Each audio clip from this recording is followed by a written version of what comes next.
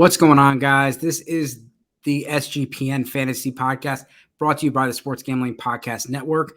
My name is David Heilman, aka Dynasty Dorks, and again, this is the SGPN Fantasy Podcast. We just want to make sure we talk about our sponsors. First one is WynnBET. The SGPN Fantasy Podcast is on the Sports Gambling Podcast Network and presented by WynnBET. Bet $50 at WynnBET and get $200 in free bets. Bet big, win bigger with WynnBET. Download the WynnBET app now or visit wynnbet.com and start winning today. Don't forget about Sleeper. It's our favorite platform. We're brought to you by Sleeper. You play all your fantasy or most of your fantasy, do your mock drafts on Sleeper.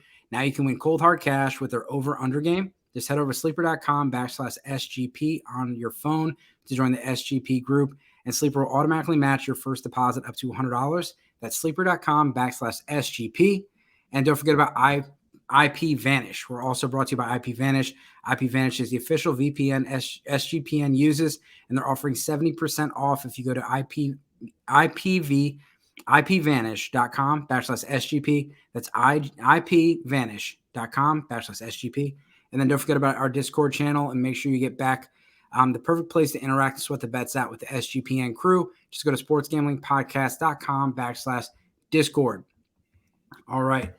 Now I got to introduce our guest. Justin, how are you, sir? I'm doing great, my man. Dave, thank you for having me on the show. That was a long pre-roll, man. You guys got a lot of sponsors there. Yeah, they got quite a bit. Actually snuck one in on me, and definitely don't want to leave anybody out, and make sure you guys take advantage of that. Also, don't forget to subscribe, like, and leave us those reviews. Justin and I were talking about it before the show. You don't have to agree with everything we say. So if you have a disagreement, feel free. If you got questions on why, please let us know. The reviews and likes and all that really help the show. The comments are just as good. We want to know what you guys are thinking, and we want to help you guys out.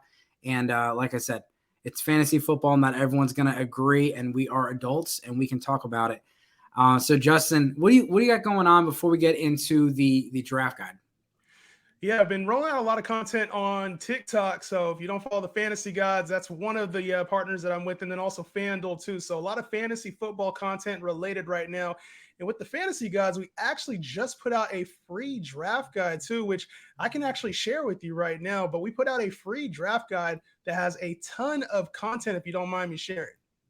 No, absolutely. I loved it. I saw it. That's why I invited you on the show, because I wanted to make sure that our viewers and listeners were able to get, able to see it. It was really well done, a lot of stuff. And the best part is free. I mean, I can't believe you guys put that out. It's free, man. We, last year we had a draft guide that has some of these similar things in it, cheat sheets and checklists. But this draft guide, is 20 pages of data. And so from us, it was like, we could charge $10, $8. We charged $8 last year. And, we sold a couple copies, it's nice. We sold about 10 to 20, somewhere in that range, but we didn't get it out to the masses. And so I thought, why don't we just put this available for free and see what kind of return on investment we can get. And so far the feedback has been amazing. People have been really receptive to it, even helping us with like little minor typos. We're not copywriters by any means, but the entire draft guide has breakouts, sleepers, undervalued players, dynasty tips, positional chart rankings. Like there's a lot of information in this draft guide. And I think for some reason, some of these are blank pages, but this might've been an older copy of it that I had. But yes, it's a very helpful draft guide. It has cheat sheets by tiers, by positions, you name it. And then you can print it out, take it to your draft. So we're doing a free version until August 1st. Go ahead and get it. And then as things change up, we'll probably change the format of it, make it a little bit more beefy. We've already been working behind the scenes on a lot of things, player profiles, to really enhance it. So we've had over 700 people download it so far. It's been amazing. 700. Wow. So you answered the why, what is it and why should I get it? How do I get it?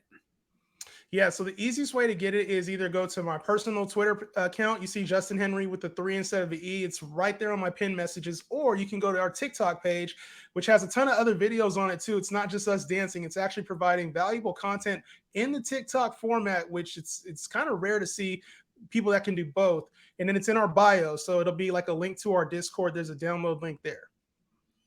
Awesome. Well, I appreciate you sharing that with us. At the end of the day, there's a lot of content out there, and Yes. sometimes you're having to look at 7 or 8 different articles just to get your stuff ready. And there's all the TikTok will have parodies of that guy that shows up to your draft with a accordion folder of all of his stuff, but you put it all together. It's Yes. awesome. And I definitely look forward to TikToks. I do some TikToks myself. Not a lot of dancing, a lot of different things like that. A lot of stuff with my kids, and of course some fancy football stuff. So really, there's not a lot of news to talk about right now. We're gonna get straight into it. Let's just go straight into the breakouts. We'll talk about some other stuff in a little bit. Can you talk about? Just give me one quarterback breakout, because we're going to talk about quarterback specifically today. One quarterback breakout you're excited about. Yeah, and a lot of people will probably think it's a homer pick if they're looking in the background. You see some Niner stuff, but Trey Lance to me has all the things that you want to see in a breakout quarterback. He's going to a winning team in a situation where they utilize the quarterback. They have great receiving weapons available. They have a strong run game, offensive-minded head coach, and the kid has talent. They're invested in him. He was a first-round pick, 3rd pick overall, and the team traded up a lot of first-rounders to go get him. So when I look at Trey Lance, I look at the upside. Yes, there's inherited risk. You know that with any quarterback that's young, that hasn't had a chance to start many games, but he's going right now as the QB 13 in redraft. And to me, there's just so much upside when it comes to Trey Lance. When we look at Jalen Hurts, we look at what Josh Allen did a couple years ago, Patrick Mahomes. Teams are putting their quarterbacks into much better situations than they have in the past. And with Kyle Shanahan, the way that the offense is being built, you got all-pro receiver in Deebo Samuel, all-pro tight end in George Kittle, first-round pick in Brandon Ayuk, plus a very strong run game. Offensive line is good. I don't see a reason why Trey Lance doesn't enter the top 10 quarterbacks this season and potentially even higher. Yeah. So, and speaking of TikTok, Brandon Ayuk put out a TikTok and said after 3 throws, Trey Lance's arm was fatigued. He had to pack it in for the day. Just kind of making some jokes about some of the rumors and things about arm fatigue or things like that. Kind of the biggest thing that would be in the way of a Trey Lance breakout is Jimmy Garoppolo still on the roster. I know some people talk about Seattle. I don't think Seattle is a likely destination because they are divisional rivals. Yeah. And Jimmy Garoppolo happened to have surgery, which made it to where they couldn't move him when all these quarterbacks were being moved. Then they missed the June 1st. They would have saved $24.5 million if they got rid of Jimmy Garoppolo, just straight out cut him before June 1st. What's up with Jimmy? As a Niner fan, Jimmy's a good quarterback. And I think that this team just realizes that there's limitations when you have a guy like Jimmy G in there. He was on the path to going to the Super Bowl until 4th quarter collapse in the NFC Championship. So to me, Jimmy's going to go to another team. He has 1 year left on his deal. Obviously, it's like $20-something million. And I think this team is either going to have to cut him or trade him to the Seattle Seahawks, who are really the only team that could use his services. Maybe Houston Texans. I don't really even see that. So I think Jimmy G for sure is gone. The team has been practicing with Trey Lance. The players are talking about Trey Lance. We've seen Brandon Ayuk posting video. We've seen George Kittle talking about him in podcasts. So the team has shifted to Trey Lance. You've heard all the rumors all offseason. His shoulder's fatigued. He's not getting the playbook. He's struggling in camp. There's a lot of naysayers, which I actually think has helped anybody who's trying to draft Trey Lance. It's actually helped his ADP, having Jimmy still on the team, having a lot of these still kind of clouds around his name.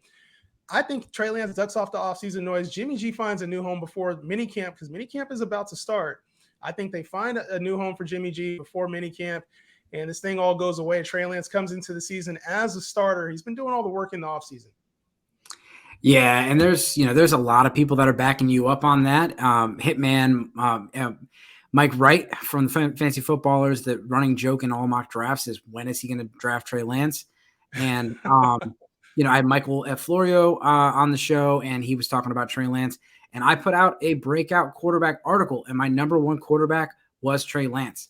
And it's not just about the rushing upside. People want to use the rushing upside to talk about high floors and high upside and all this stuff. But this is a Kyle Shanahan system. Kyle Shanahan's an X factor. He's been successful everywhere he's gone with different types of quarterbacks. He's a very good coach. He's a indisposable play caller. And when you look at it, you look at these, we'll say younger quarterbacks. You look at the top 12 quarterbacks last year. Ryan Tannehill sneaked into the top 12. He didn't have to throw 30 touchdowns. Right, Jalen Hurts did not have to throw 30 touchdowns. Kyler Murray did not have to throw 30 touchdowns. It seemed like everyone that was in the top 12 roundabout had about 4,000 total yards. And you had guys like Aaron Rodgers and Kirk Cousins that did it primarily through the air. But you look at Jalen Hurts, 3,144 passing yards, 16 passing touchdowns, 784 yards rushing, and the big 10 rushing touchdowns. The 10 rushing touchdowns, that might be hard for Trey Lance to compete with. But what about Kyler Murray's line? He was QB9, 3,787 yards passing, similar to what Jimmy G's been able to do.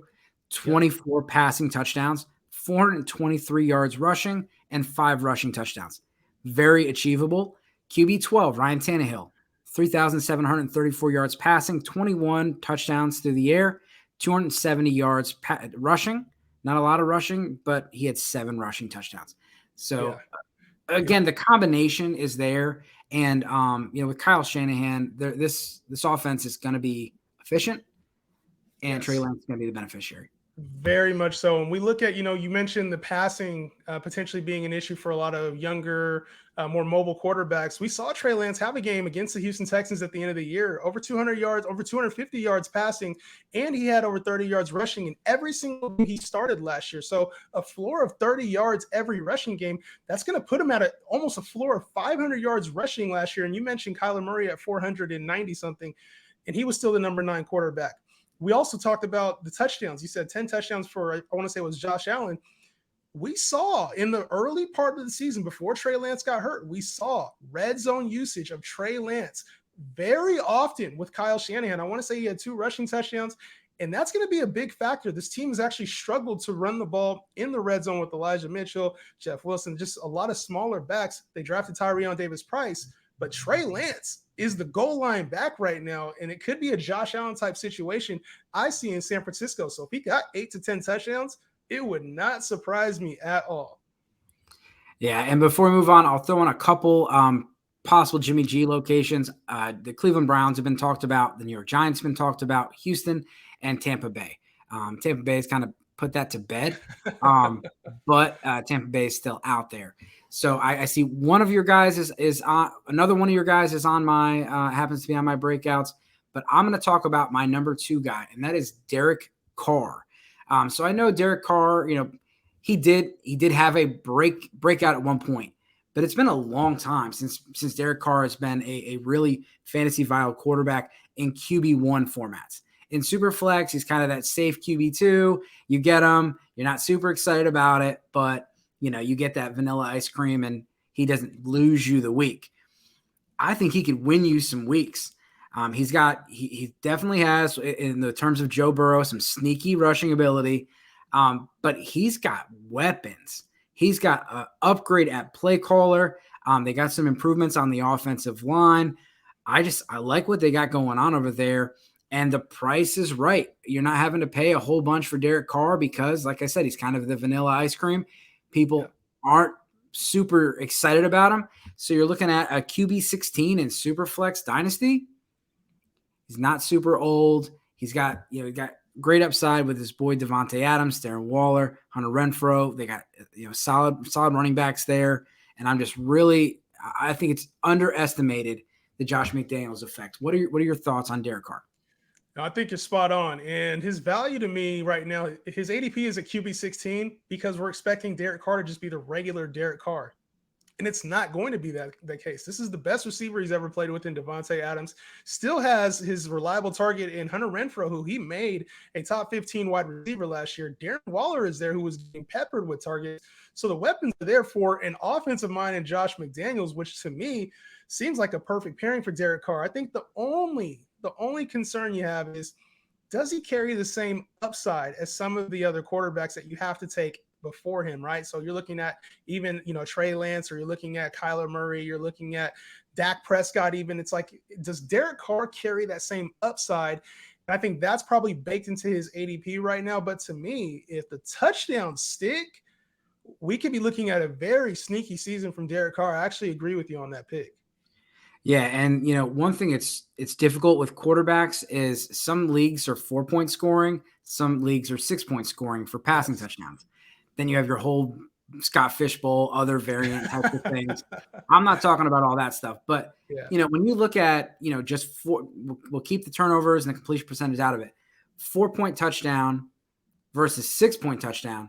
That's a big difference for someone like Derek Carr, who doesn't make his hay on the ground, but he's going to be able to get an extra 2 points for those touchdowns, which, 10 extra touchdowns, that's 20 extra points.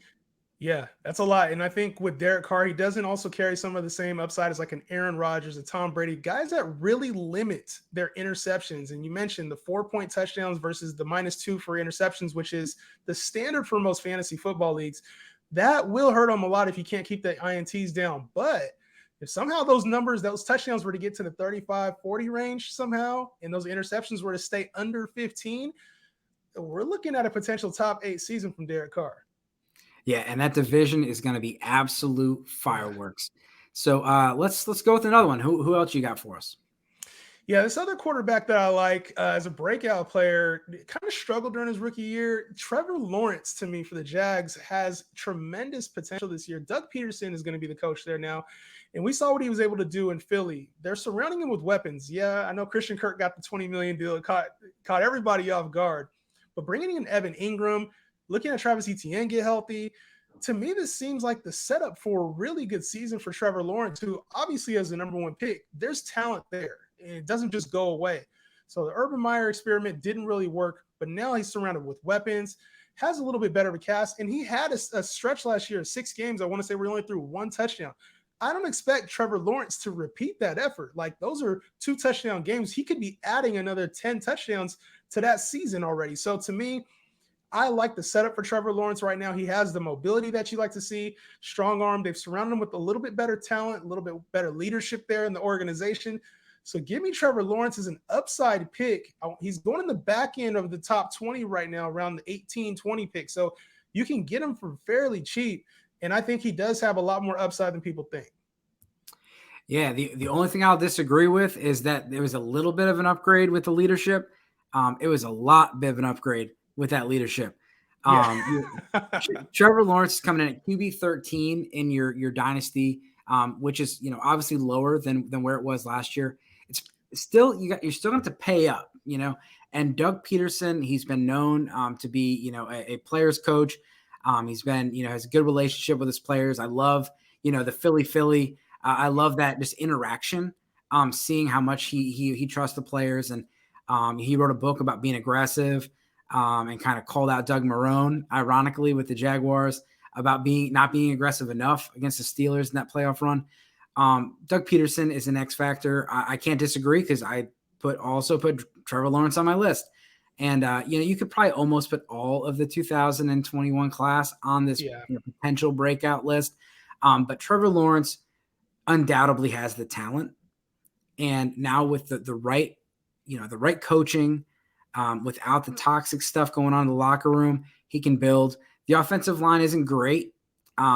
They decided to go with a defensive player and not go with an offensive tackle in the first round of the draft. Last year they got Walker Little out of Stanford. Sounds like they like him. And they have Tywan Taylor, who's on the last year of his deal, potentially could be their right tackle, one of those 2 guys. And then they locked up Cam Robinson for a while. So PFF doesn't love those guys. I don't necessarily think that they're the, top half of the league when it comes down to offensive line, but you can't, addition by subtraction by getting rid of Urban Meyer and all the stuff that he brought with him. And then you bring in a guy like Zay Jones, who's been, having a career arc is going up. Evan Ingram, very talented playmaker. Travis Etienne coming back. Hopefully James Robinson can come back. We're not sure, he'll be ready week 1. They got a new 4-week IR coming out this year. So I don't know if he'll be on the 4, the 6, the pup, or what he'll be on. But then Marvin Jones, and he's a proven leader. I was doing some work on receivers. Marvin Jones is the only 30-plus receiver to have 800 yards in the last 2 seasons, there was only 2 each. One was Marvin Jones and AJ Green last year, and the year before was Marvin Jones, and I can't even think of the other guy because Cordell Patterson doesn't count. But it was a guy that kind of came out of nowhere. It wasn't someone you're starting every week. It just doesn't happen often with these 30-plus guys. But Marvin Jones consistently doing it, and he's just a great leader in the locker room. So I like all that. I want to see LaVisca do something. We'll see. Yeah. But like I said, they got some pieces. And Christian Kirk, I know people want to laugh and scoff at the money. At the end of the day, it was more like 16 million, not 20 million. And he should be a good slot weapon for them. I'm going to take a quick break from the action, talk about Win. Again, Win bets. Make sure you get down on Win's bet 50 to win 200 promotion. All you got to do is bet $50, and they'll give you $200 in free bets where the bet qualifies. If you're betting on baseball, don't forget about their reduced juice in baseball games. And also for fantasy football, it's not too late to join the Ultimate Fantasy Football Experience contest. You bet $500 plus on sports or casino before July 31st. You get entered to win the Ultimate Fantasy Football Draft Experience at Encore Beach Club. This includes a 2-night stay at Wynn Resorts for you and your entire league. Multiple entries allowed. So if you and your buddies bet, one user bets $1,000, you get 2 entries. There's so much to choose from. All you have to do is download the WynnBet app or visit wynnbet.com to get started. Offer subject to change. Terms and conditions apply. Go to wynnbet.com for more information. Must be 21 or older and present in a state where playthrough WynnBet is available. If you or someone you know has a gambling problem, please call 1-800-522-4700. So I'll talk about another guy off of my list. So the next guy on my list happens to be Justin Fields, and he is a polarizing player. When it comes down to Justin Fields, everybody, was not everybody, but there's a lot of people that were pretty surprised when he was falling on draft day. And when teams that needed quarterback, the Denver Broncos, the New York Giants, other people passed on him. A lot of concerns. Then some things came out about, some migraines and some processing issues. And of course, all this stuff. But then there's Matt Nagy. And, the Matt Nagy stink is something that people were willing to kind of bypass all those issues that Justin Fields had because of Matt Nagy. So we go to the draft. We're expecting, they're going to build around their guy just like everyone else is doing. And they didn't. They got Velus Jones in, I think, the 3rd round. His day 2 pick was kind of an off-the-radar kind of receiver. Not saying anything bad about Velus Jones, but as far as, Daniel Jeremiah's best available list, you would have had to scroll down quite a bit to find Velus Jones where they picked him, passing up on players that were a lot more well-known. And they used a 5th-round pick on the offensive line that needed about 5 new players. So with Justin Fields, it's kind of the same conversation we're having with Trey Lance. He's got a good arm. He's got the mobility. But we'll see he does not have Kyle Shanahan. He does not have the San Francisco offensive line or the weapons. So the player, I think, is, he's got the tools. But is the environment going to be good enough for him? I have him as a breakout candidate. I'm not saying he's going to break out. Yeah, it's tough. And I don't see the same thing that everybody else tends to see in Justin Fields. I actually disagree with you on his breakout candidacy and legitimacy while he's in Chicago. It's been a very long time since we've seen a fantasy relevant quarterback in Chicago. Now, a lot of people don't factor in the fact that it's a windy city. So even during your fantasy playoffs, sometimes you're playing in those conditions where it's really windy out there and it affects quarterback play. So I know he has the legs to support that, but there's also not the supporting cast, as you mentioned, with Darnell Mooney, who's probably better suited as a high-end wide receiver 2 than he is as a wide receiver 1 coming in as your number 1 option. It's going to be a tough road for Justin Fields this season, even with Cole Kmet kind of taking the next leap potentially, and Velus Jones being there as well. They also traded for N'Keal Harry, so it looks like they're trying to makeshift like an offense, but this year especially, I'm out on Justin Fields. I just don't really see the potential to come into that QB1 conversation when we're talking about guys like Derek Carr, Trevor Lawrence. He just doesn't carry that same upside to me at the value. So I am particularly out on Justin Fields. What do you think about people who have kind of my viewpoint that maybe he's a little bit overrated because of the name. No, and I don't necessarily completely, think he's going to break out. He's a breakout candidate. But as far as the price right now, I'm not willing to pay that price. He's QB 14. You can get Trevor Lawrence, QB 13, just a little bit more expensive. Derek Carr, QB 16.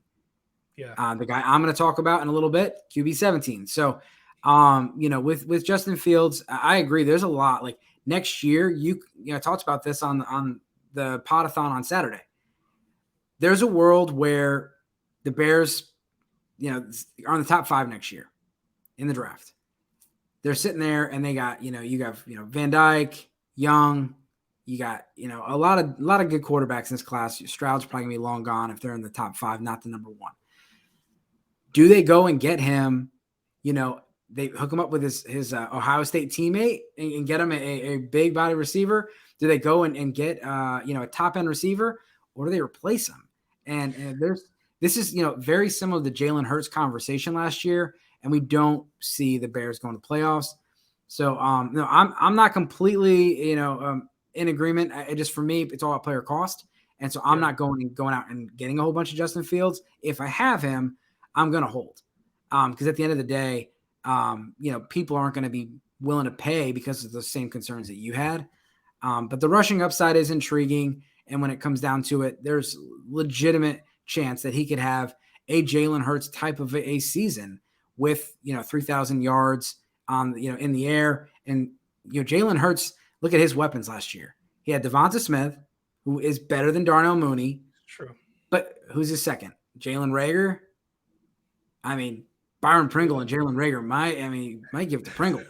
Or Velus Jones. And then Dallas Goedert is, more explosive and better. And then obviously the big thing is the offensive line. But the point is, Justin Fields has the breakout potential because of what he can do on the ground. And, we all think that it is addition by subtraction with Nagy out of town. Yeah, it's I want to put it there. He's got a great first name when it says Justin. I resonate really well with that. But I just look at the upside and I can see I can see the potential there. In Dynasty, what I would be doing right now is probably looking to sell, just knowing what's coming up this season. And then next year, being very aggressive, because even if he goes to a new team, say they do draft his replacement, even if he goes to a new team, he'd probably be traded. I think his value skyrockets if he goes to a new team. So you'd probably be getting him at his absolute low at the end of the year. If you have him, hold, or potentially sell for somebody who values him. If not, just be on the lookout. If you don't have him, next year might be the year to buy. All right. So who else do you got? Another one that, a lot of people are not high on, Jameis Winston, even in Dynasty. Jameis is still relatively young. He's still got the pedigree. He's been in that now he's been with the team, not the offense. He's been with the Saints now for a year, 2 years now. He had a chance to sit. He's had a chance to play. Now coming off of a major injury, there's a lot of concerns with Jameis. And the first thought when people think about Jameis is obviously the 30 for 30 season. But what we saw last year with Jameis was an older, mature Jameis who made smarter decisions. He threw for 1,400 yards, 14 touchdowns, and only three picks last year in his 6 games that he played before he got hurt. Like, that's a really good progression from a player who was throwing for 5,000, but also throwing for 30 interceptions. So when we look at Jameis, when I look at the weapons around him, now Michael Thomas should be back. And this is last year with no Michael Thomas. And they also added first-round pick Chris Olave, right? And they added Jarvis Landry via free agency. This team is now giving Jameis some really good weapons and a player who he's coming off of an injury, but he's still going to be ready to play week 1. In Dynasty, to me, he's only going to get better. Like, you're probably getting him at his lowest value right now. If he goes and produces a 4,500-yard season with 30 to 25 touchdowns, his value is going to skyrocket. And to me, you're getting him. I'm not sure where he's priced at Dynasty-wise right now, but I know it's in the back-end QB2 conversation. To me, Jameis is a higher-end QB2 going at a very low price tag right now. I think this is the time. If you don't have Jameis, it's a good time to go get him. Now, I love that call. With Jameis Winston, of course, all the jokes and everything, and he's a funny dude. Going through the tackling dummies was hilarious. But like this is a team that traded up. They were aggressive. This is not like the Seattle Seahawks where, Another reason I don't think they're interested in Jimmy G is I don't think they're interested in winning many games. The Saints are winning, and they are definitely attempting to win, and they traded up to get Olave. They got a left tackle and a receiver. Like, we knew what their shopping list was, and they went and got it. And so, then they kept Jameis. They moved Taysom Hill to tight end. That is done with. Simeon's going to be the backup, and they gave him a great weapon. Chris Olave, if you look at Matt Harmon's reception perception, it's all green. Green's good. So Olave is a great receiver, and I really hope Michael Thomas comes back to form. And they have they got good offensive line, good defense, things to help protect Jameis. I know Tom Brady came in and turned that thing around, but Tampa Bay's defense was not as good before Todd Bowles. And when Jameis was having to do that, a lot of those times Jameis was just trying to come back. They were down. And so the Saints, we'll see what they can do in that division. Atlanta and Carolina, they should be able to beat up on both those guys. Yeah, it should be the division outside of Tampa. It's a fairly easy division, and the Saints defense is really good. So you mentioned like having to make a lot of hero chucks and those last minute drives where we're seeing Jameis throw the ball away. Like, those aren't the same situations he's going to be in. Balanced run game with Alvin Kamara. Like, there's a lot of offensive weapons, but the defense is probably going to be a top 5 defense in the league this year. Like, there's a lot of potential with Jameis and this Saints team, not just this season, but for the next 3 to 5 years. So when I look at this, and I'm looking in a dynasty aspect, Jameis's price right now, he's way too cheap for what he's valued right now. So give me Jameis in a bounce back year, man. I really think that this is a good framework for Jameis's skill set. Yeah, and I put him in kind of the same thing as the Derek Carr kind of a standpoint. He's done it before, but it's not been for a few years. So Zach Wilson has been in the news. Zach Wilson has seen an increase in his MVP votes over the last 2 weeks. He's winning the offseason. So his ex-girlfriend tried to throw a shot at him, and now, people are just voting for him to be MVP. The word they're using around Jets camp is legend. So at the end of the day, the Jets did what we wish the Chicago Bears did. And I know the Chicago Bears, because they traded up to get Justin Fields, didn't really have as much draft capital. But, they use a second round pick on a corner. They didn't go and, get, a George Pickens or a Sky Moore or something like that, we all at fantasy were like, yeah, do that. Yeah. But the Jets did. They got most people's number one receiver. They got everyone's number one running back. Mm-hmm. Last year, they got Elijah Moore. They got interior linemen last year in free agency and in the draft. And then they got your boy Laken Tomlinson over there as a guard. They got Connor McGovern at center. And, you have George Fant as well as Mekhi Becton at tackle. The defense still is improving. A lot of work needs to be done. Saleh will try to get those boys together. But Zach Wilson, it wasn't a great rookie year. And there's no excuses this year for him. He's got the setup around him. He's got Corey Davis. He's got Elijah Moore. He's got Garrett Wilson. They went and got like 5 different tight ends. They got Michael Carter. They got improvements on the offensive line. Everything on the offensive side of the ball is screaming, upward trajectory. And right. So it all depends on Zach Wilson. And, right now, if I asked you Garrett Wilson or Elijah Moore in redraft, what would you say? I'm probably going to give you a different answer than a lot of other people. I would say I actually like Garrett Wilson more at his ADP than I do Elijah Moore at his ADP, because I think Garrett Wilson's going to show himself as the alpha receiver very soon in this offense.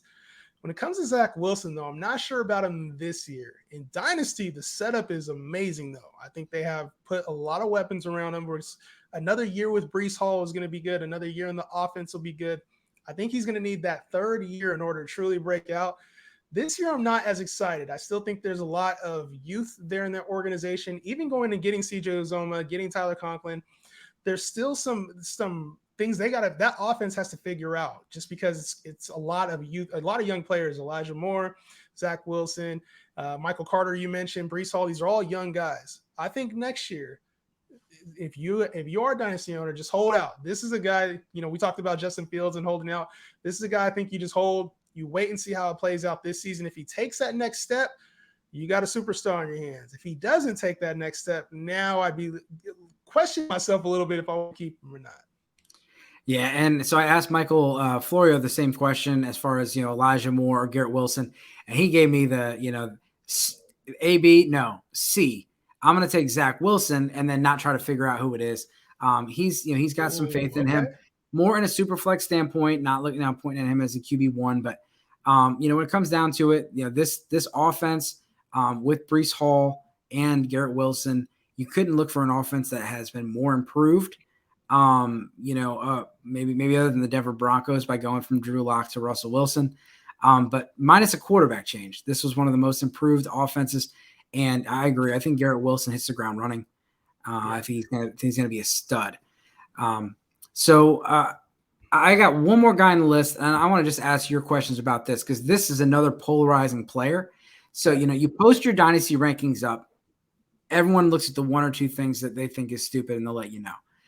One of the things, Coach Bruce puts him up there, and one of the first things that people want to point out is how can you guys have, Tyreek Hill and Jalen Waddle in, your top 12 dynasty rankings when they have Tua as the quarterback. Yeah. And Tua is the deciding factor, and this is kind of a put up or shut up. He's had he's going on his fifth different offensive coordinator, and and where he's at, they hired 2 offensive coordinators last year. I don't know why they did that. Didn't work out. They had Chan Gailey, so it's their 4th. He's going on his 4th.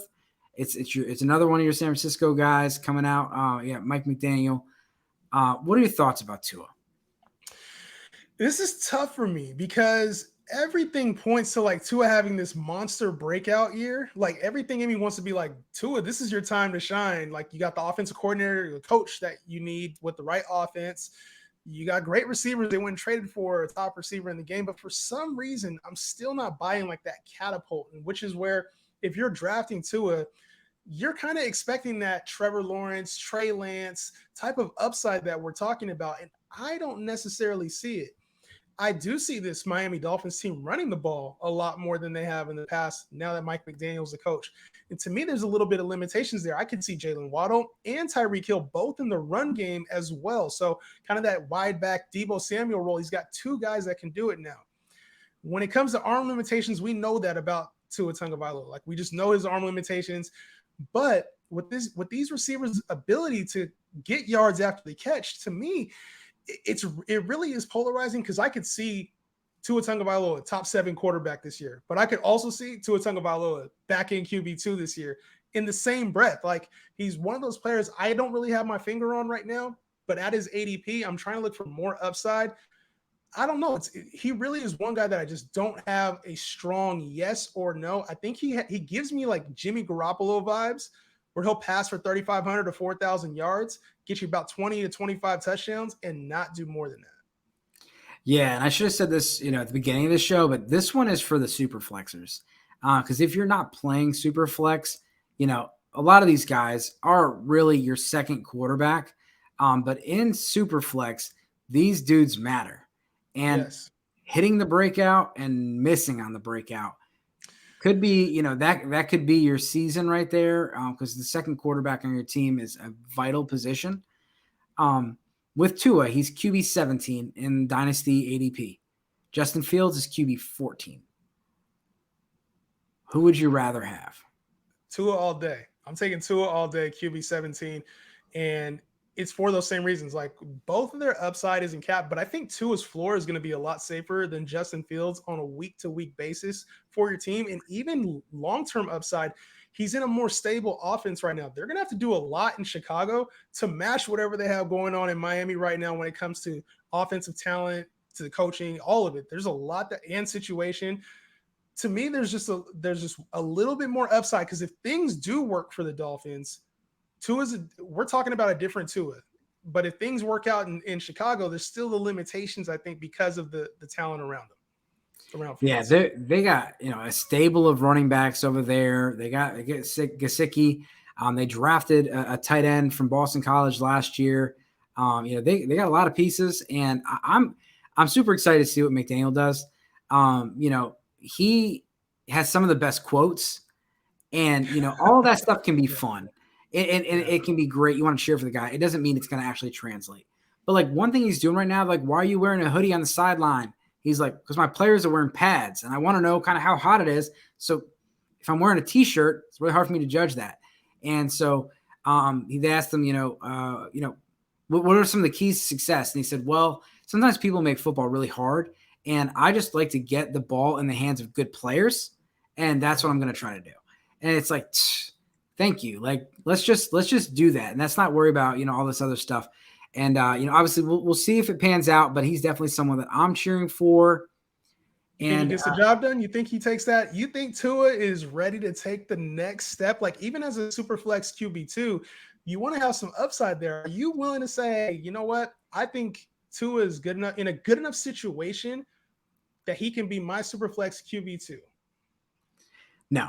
I would definitely, if it fell that way, I would take Tua over some other options, but he would not be my first option. Like we talked about with Derek Carr, I'd be all over trying to get Derek Carr.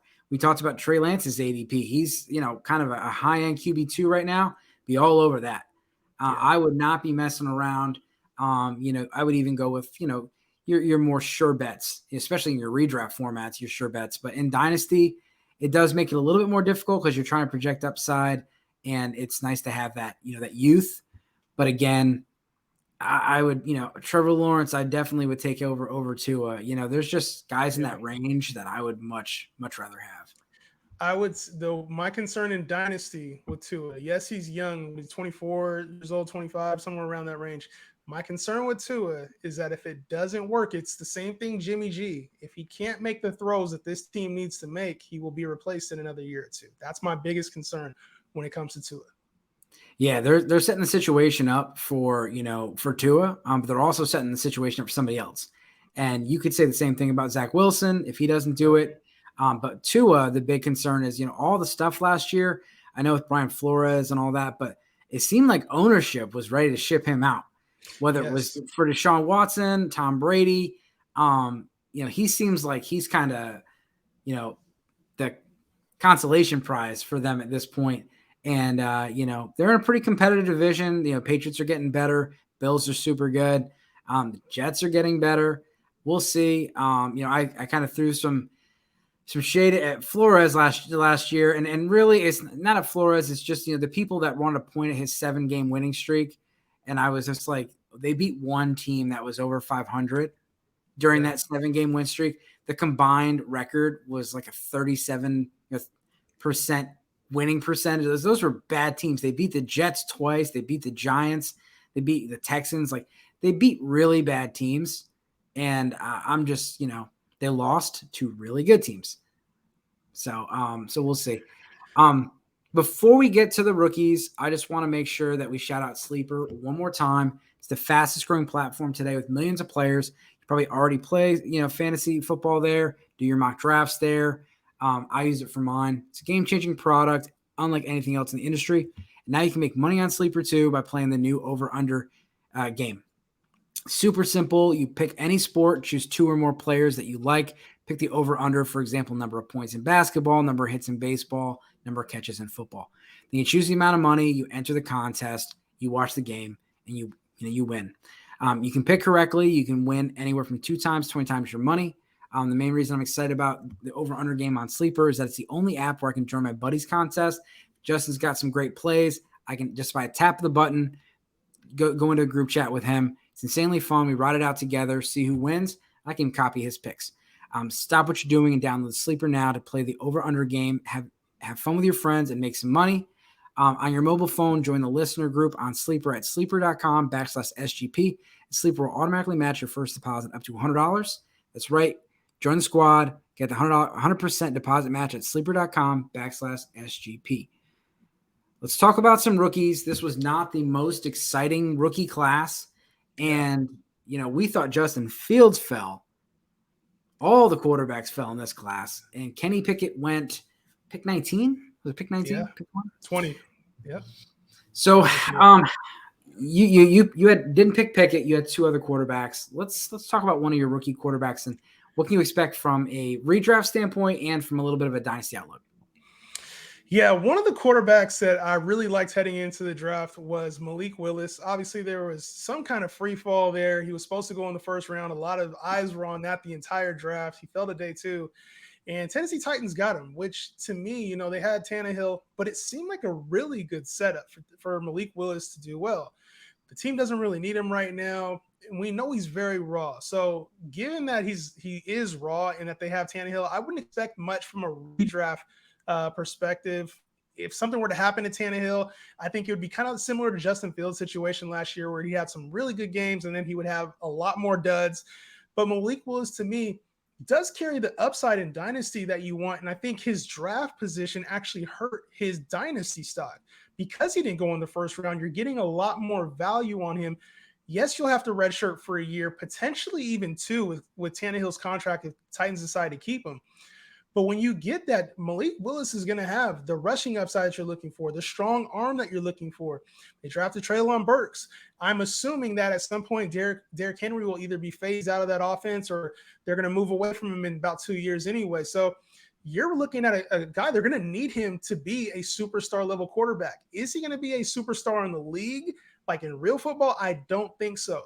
But for your fantasy team, he carries that top 10 QB1 upside because of the rushing floor that you want to see. So if Treylon Burks, who obviously is going to be a good player, a good football player, if he develops the way that everybody expects, this team is going to run the football effectively no matter who's back there. Malik Willis will run the ball effectively, and I'm sure they'll get somebody to take those deep shots when Malik Willis does get this thing figured out, which I think he will in the next year or two. I'm all in on Malik Willis at his current cost especially. I think you're getting a tremendous value with Malik Willis because of the inherited draft falling, the rawness of the prospect. I like Malik Willis and just waiting on him, especially if you have a win now team. If you have a win now team, somebody you can just wait for 2 years, let him kind of sit in the wings. You're not rebuilding. He's a great win now piece. So that way, when your guys leave, your Matt Ryans, your Tom Brady's, or whoever your old guys are, they leave, Malik Willis be ready to come in and take over the reins. No, I love that. And yeah, the cost is a late second round pick in your superflex drafts. Yeah. Then your one quarterback, I mean, he might not be drafted. It might be like maybe a 4th round pick in your rookie drafts. So, with Malik Willis, and if you got Ryan Tannehill, it is smart to go grab Malik Willis. Ryan Tannehill's contract is definitely something that they can get out of next year. And we'll see. It's a stat class. Maybe they go and try to make a move for one of these other guys. No one's saying that it's guaranteed Malik Willis is going to be the starter next year or the year after. But if he is, you're not paying a lot, and yep. you could really cash in. I'll talk about Matt Corral. And so the Baker Mayfield trade, obviously puts some, lowers expectations if you had any for Matt Corral being the starting quarterback for this position. It's very unlikely that Matt Corral will be the starter over Sam Darnold. Right. Now it's even less likely with Baker Mayfield in town. And if Sam Darnold and Baker Mayfield and Matt Corral are all still there on week 1, most likely it's going to be Baker Mayfield as the starter. We still don't know. But there's no way they're keeping Sam Darnold on the roster next year. Baker Mayfield's on a 1-year deal. They did not do what they did with Sam Darnold and automatically go and pick up his 5th-year option. No, he's on his 5th-year option. So when it comes down to Baker Mayfield, next year they're either going to franchise tag him, they're going to give him a contract, or he's going to walk into free agency. Matt Corral could be right there if Baker Mayfield goes somewhere else, and he can be right in there. They did trade up for him. He's another one with some rawness to him, and he's a guy that he's got some flashes. You've seen some things in there with the athletic ability. He's played in some big games in SEC competition, and he's played really well. But he might really benefit out of this whole situation and not having to be thrown in there because Matt Rule, he's not going to be the coach of the Carolina Panthers next year. Unless Baker Mayfield takes them into the playoffs, I don't see it happening. And we talked about it being a weak division. We talked about it being a weak division because of Carolina. So I don't see it. I think Baker Mayfield's a little bit of an upgrade over Sam Darnold. I think he'll be okay. But I think don't touch Matt Corral and redraft. And he's so cheap in Superflex, you can take a stab at him. Yeah. And you know what? You made some really good points about the contracts too. Like Sam Darnold, they're going to move on from Sam Darnold. I think it could even happen as soon as this year if Baker Mayfield's named the starter. But, they got Baker Mayfield at such a cheap price. They're really only paying $5 million for him this season. They gave up, I want to say it was a 6th-round draft pick. I can't remember. Fifth round conditional pick, could be a 4th round if he plays X amount of snaps.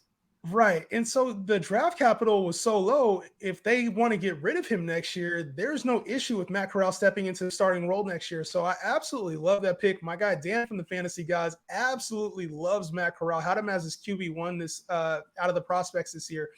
And to me, it's not a good situation. Them going and getting Baker Mayfield kind of capped where I think that his value is. But it all just depends on what Carolina wants to do. If they want to start clean slate, they invested into Matt Corral by trading up to go in and get him. If they decide to turn the regime over, start fresh with a few new pieces, I could see a path to starting for Matt Corral. I'm not personally in on him, but I do see what people like about him. Yeah, and I will say this about, and it was a 2024 5th-round pick, not even a 23. The Browns had no leverage with the whole, Baker situation. Everybody kind of had a dance partner. And so it was, it was kind of like the Matt Ryan situation. Matt Ryan went for a 3rd-round pick, even though Carson Wentz went for 2 3rd-round picks, and Sam Darnold went for 2 2nd-round picks. And so like some of these things, it's hard to quantify. I do think, with Baker Mayfield, again, this is a trial run. And we got a new offensive coordinator with Ben McAdoo. We got Matt Rule, who I do think is on his way out. And so they had to be aggressive with going to get Baker Mayfield and not wanting to throw all these expectations on Corral. And again, I think it just benefits him. It benefits him to develop because he did need to develop. Fun fact about Matt Corral, he kind of got famous in the high school scene because he got into a fist fight with Wayne Gretzky's kid. And he ended up getting expelled from his school. Yeah, I saw it on one of those pre-draft things. And he was talking about rebuilding his character because, he got smeared pretty good on that and having to change schools and stuff. But you wanted to talk about Desmond Ridder. Let's talk about him. Yes. So Desmond Ridder, I love the setup for him with Atlanta. I think them having Marcus Mariota, who is very similar talent-wise when you're talking about like the leadership role and not really a big deep ball thrower, like that kind of reminds me of Desmond Ridder's game. And them going and getting him in the 3rd round lets me know that they're going to be invested in the same way we talk about Malik Willis. At some point, he's going to see the field. Desmond Ridder is going to see the field at some point. And in redraft, he's somebody I keep my eye on. Not necessarily draft, even in Superflex. I'm not drafting him. But Marcus Mariota has been very injury prone over his career. And so if we see Desmond Ridder go out there, they put pieces around Desmond Ridder and Marcus Mariota that tailored their skill set. Kyle Pitts, Drake London are guys that don't need necessarily pinpoint accurate throws downfield. They can go get the ball even with tight coverage around them. So to me, this is a very, very good setup for Desmond Ridder. And I like him the most almost out of any quarterback outside of Kenny Pickett this year. I know that he was the 2nd quarterback off the board, but his situation to me screams fantasy impact the minute he gets the starting role. Dynasty, yeah, I'm not letting this guy go at all. I want to see what he looks like on the field with Drake London, who has massive potential in my opinion. Kyle Pitts is going to be an all-pro tight end at some point in his career. I love Desmond Ridder this year, and I feel like the natural progression from Marcus Mariota to Ridder is going to be phenomenal for his development. Yeah, and the concerns that I have are because the Atlanta Falcons are so bad that Ridder probably is going to play this year. They don't have a bye till week 14. They got a pretty brutal schedule. I posted the schedule and said, when do you think Desmond Ridder is going to come in? They don't have a bye week till week 14, and someone put like, well, if they're 5-5, and I'm like, have you seen the schedule? I don't think they're going to be 5-5. This is just, it's a rough look. And granted, we didn't think the Bengals would do what they did. And there was some other teams that, showed out. And hopefully, Mariota plays well. I'd love to see, a comeback from him. But expectations are not that they're going to be great. And so you're not going to have that natural transition. If they have a bye week 7, week 8, it's kind of like, okay, you're expecting the rookie to come in then. And he's also not a first-round pick. But if they're 2-7, it's week 9. They're not going to wait till the bye week. They want to see what they got in Ritter and, see if they're going to pick a quarterback next year. Because, again, they're another team that could be picking in the top 5 in a expected, I won't say it is, expected to be loaded quarterback class 2023. Yeah, and I could see Mariota going until the bye week. Now I know, for a lot of people, this is not going to be, if you're looking at, I know you're being a little nicer than I am going to be about the Falcons. They're not winning more than 5 games this year. I'm sorry. It's just not in the cards. And, when you talk about Mariota, he's a very good quarterback, but this team only invested a 2-year deal in him. I could actually see Mariota going through the entire season and then redshirting Ritter. Maybe he comes in week 18 and plays a game, or week 17, 18. But I can see Mariota going through a lot of this season, because the one thing I think that is super important is the development of Kyle Pitts and Drake London. Because now when Ritter takes over the offense, you don't want those guys all learning together on the fly. You want those guys more established. So I can see the reason that Mariota was brought in was to, hey, we got to get Kyle Pitts, Drake London, some of these young guys up to speed. Ritter, now you come into an offense, all you're doing is replacing Mariota, not teaching guys on the fly. So I think the setup is going to be amazing for him. Not this year, but maybe next year or a year down the line, we could be talking about Desmond Ritter as a high-end QB2 in Superflex leagues. Yeah, and the comps for Desmond Ritter are kind of a Tannehill, Mariota type, and Yes. The RPOs and things that Arthur Smith is known for. And so it is a nice fit. I thought Ritter would be a nice fit in Atlanta if they didn't go, quarterback in the first round. And pairing him with Drake London, if you get Ritter now and he ends up not being the starting quarterback next year, you're not paying a whole lot. You're paying right. Maybe a mid to early second round pick, and it's worth it. Because if he is a quarterback next year, look at a Davis Mills, it's worth it in your super flex leagues, because those quarterbacks are hard to come by.